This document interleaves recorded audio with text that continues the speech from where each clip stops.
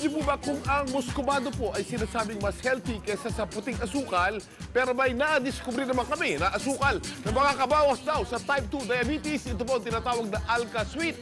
Bakit mamaya yan sa imbensyon? Donita, sino naman ang kasama mo dyan? Ang taas na pakita naman natin dito, ito po ay iba't ibang imbensyon kung paano po nagiging alkaline daw ang mga iba't ibang pagkain, pareho ng tubig at asukal. Mamaya po yan sa kimbensyon.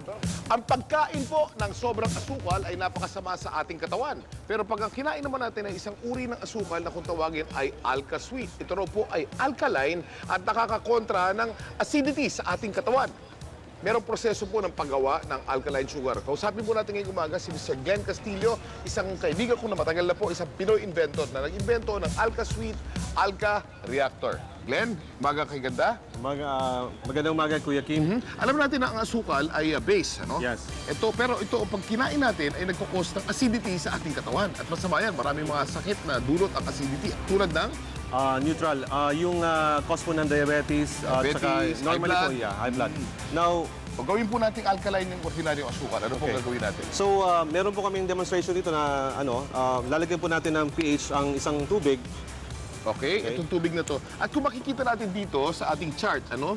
Ibig sabihin ng kulay dilaw, yan po ay acidic. Yes. So ganyan ang naman ng ating chart pagka tayo ay acidic, ano? Pag nilagyan natin ng ordinaryong asukal, ano po ang mangyayari? So kung ordinary asukal, wala po nangyayari dito. So dilaw pa rin? Dilaw pa rin siya. Ibig sabihin, acidic pa rin. Kung itong ating tiyan, acidic pa rin ang ating tiyan. Okay. Eh pag ang kinain natin ay alka sugar o alkaline sugar, ano po ang mangyayari? Lalagyan po natin. Okay. So, pag nilagay po natin yung alkaline sugar, Panoorin po natin.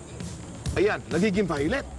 So sa scale ng alkalinity o pagkawala ng asido, ito po ay nandito na sa halos 9.0 o 10.0 pH. mataas po yung potential hydrogen ng sugar nito na kinakain po yung sugar sa katawan natin. Ang testing po namin dito is yung pag nag-prick before and after 15 minutes, bumababa po yung blood sugar ng mga pasyente. So maganda, anong epektong maganda sa katawan natin yan, ang pagkain nitong alkaline sugar? Ang kagandahan po nito, pwede siyang ihalo sa juices, pwede po siya sa soft drinks, pwede siya sa cakes.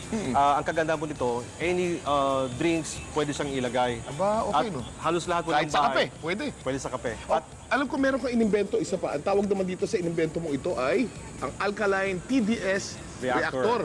At ito naman tetestingin natin kung paano ang epekto nito sa katawan ng tao, no?